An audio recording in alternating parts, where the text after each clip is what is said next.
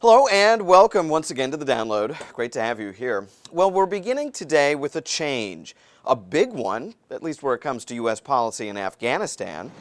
The Obama administration officially approving plans, long rumored, that will add some 17,000 U.S. troops to the Afghan battlefields. The reason? President Obama saying that the U.S. is losing ground in the fight with Taliban and al-Qaeda insurgents. Adding troops, he says, will help win the war. I think it's still possible for us to stamp out al-Qaeda, to make sure that extremism is not expanding, but it rather is contracting.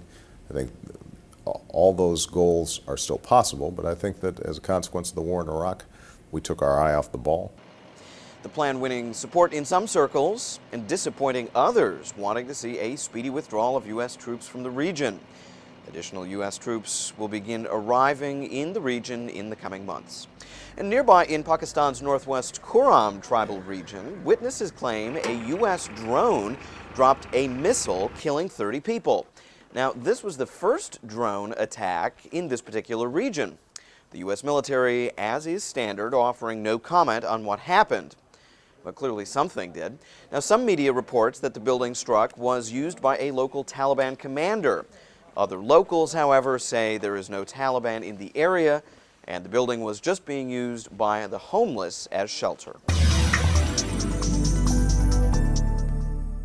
Protests in 3 Mexican cities bordering the U.S. this week, raising serious question as to just who was behind them and why. This was the scene at one of the protests in Nuevo Laredo. Demonstrators demanding that the Mexican army leave the region, saying that the troops are only making the ongoing bloody battles with drug cartels worse. Well, no doubting things there already bad lately. And the situation more tense at protests in Monterrey. Riot police there moving on protesters, I'll say. Now, some human rights groups are saying that there's some merit in the protests, claiming abuse by Mexican troops in the region. However, there's growing concern that the protests are funded and organized entirely by drug bosses and the narcotics trade. Some 6,000 people were killed in drug-related violence along the border last year alone. And a world away, getting killed, or at least bitten, part of these guys' jobs. And you know, they want to keep it that way. This is a protest by some 1,000 Indian snake charmers rallying here in Calcutta.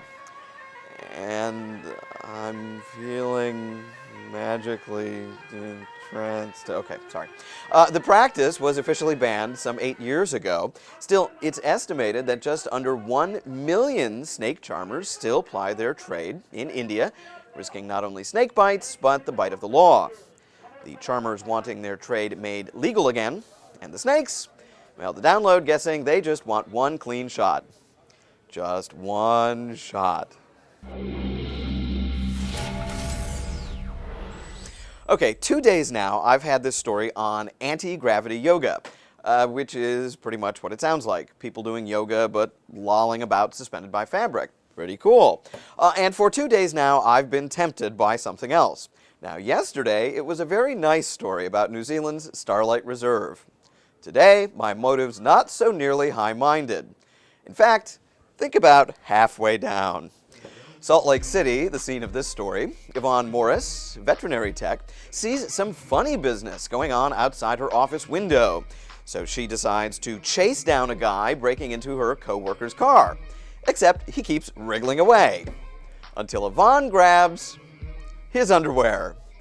Meet Frederick Bays, suspected car thief caught by a wedgie. Hindsight, yeah, there's probably a lot of things that could have gone wrong, but thankfully they didn't. Hindsight, Ms. Morris? Oh, by the way, Frederick Bays now in custody on outstanding warrants.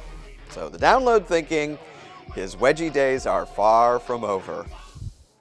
You know, I'm going to miss days like this. Well, that is your download. Let's be careful out there, and we hope to see you again tomorrow.